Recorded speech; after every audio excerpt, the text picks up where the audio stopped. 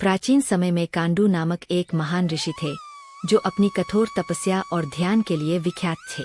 वे अपने आश्रम में गंगा नदी के तट पर निवास करते थे, जहां उनके द्वारा किए गए यज्ञों और तपस्या के प्रभाव से क्षेत्र पवित्र माना जाता था। उनकी साधना इतनी गहन थी कि देवता भी उनके तप से भयभीत रहते थे। लेकिन उनकी कहानी में एक ऐसा रहस्य छिपा था जिसे सुलझाने का प्रयास हजारों वर्षों तक चलता रहा।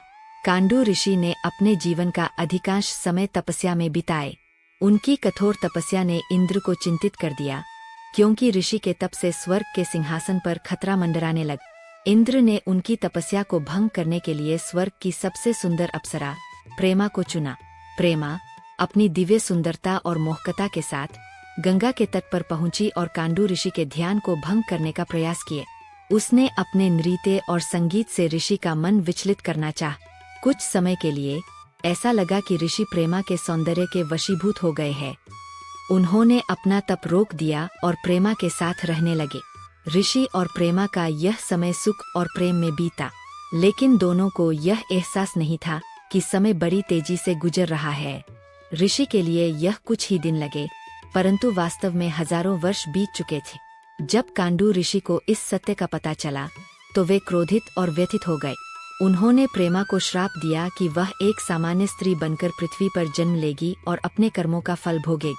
श्राप देने के बाद कांडू ऋषि ने पुनः तपस्या शुरू कर दी, लेकिन कुछ समय बाद वे अचानक अपने आश्रम से गायब हो गए। उनके शिष्यों ने उन्हें हर जगह खोजा, लेकिन ऋषि का कोई पता नहीं चला। कुछ ने कहा कि वे तपस्या के उच्चतम स्तर तक पहुंच गए और दिव्यलोक में चले गए, जबकि अन्य का मानना था कि वे किसी गहरे रहस्य को सुलझाने के लिए पृथ्वी पर ही भटक रहे हैं। सैकड़ों वर्षों बाद एक तपस्वी को गंगा नदी के पास एक गुफा मिली, जिसमें एक अद्वितीय ऊर्जा का प्रवाह था। गुफा के अंदर उन्होंने कांडू ऋषि की मूर्ति के समान एक दिव्य आकृति देखी, जो ध्यान की मुद्रा में थी, लेकिन वह आकृति न जीवित लगती थी और न ही मरे। गुफा में अद्भुत प्रकाश और मंत्रों की गूंज सुनाई देती थी। गुफा के द्वार पर एक शिलालेख मिला, जिसमें लिखा था, जो समय को समझेगा वही इस रहस्य को सुलझा सकेगा। आज भी गंगा नदी के तट पर उस गुफा की कथा सुनाई जाती है। वैज्ञानिक और आध्यात्मिक विद्वान उस गुफा का अध्ययन करने के लिए वहां आते हैं। कुछ कहते हैं कि कांडू ऋषि ने समय और स्थान के रहस्य को सुलझा लिया था और वे अब भी किसी उच्चतर आयाम में विद्यमान हैं। गुफा में प्रवेश करने वालों को अक्सर समय का एहसास खोने लगता है।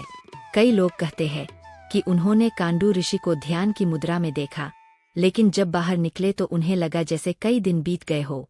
कांडू ऋषि के जीवन का यह रहस्य आज भी अनसुलझा है। क्या वे तपस्या में लीन हैं? क्या वे समय और स्थान के परे चले गए हैं? या फिर वे इस दुनिया में किसी अन्य रूप में पुनः जन्म ले चुके हैं? यह प्रश्न सदियों से लोगों के मन में घर बनाए हुए है।